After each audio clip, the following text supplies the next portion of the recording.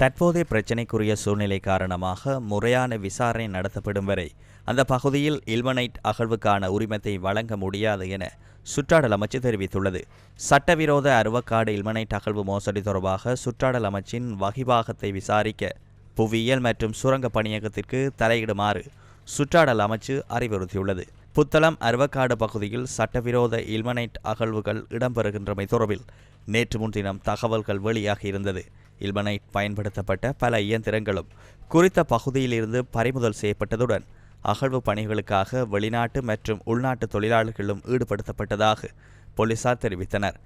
4666 acre பரப்பளவில் பரந்து விரிந்திருக்கும் அருவக்காடு பகுதி நாட்டின் வரலாற்றுக்கு முந்தைய காலத்தின் பல சான்றுகளை கொண்ட பகுதியாக கருதப்படுகின்றது.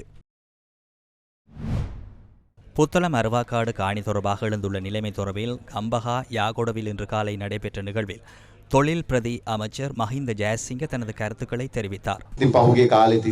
கடந்த காலத்தில் நடைபெற்ற தவறான விடயங்கள் சிறிது சிறிதாக வெளிவர ஆரம்பித்துள்ளன.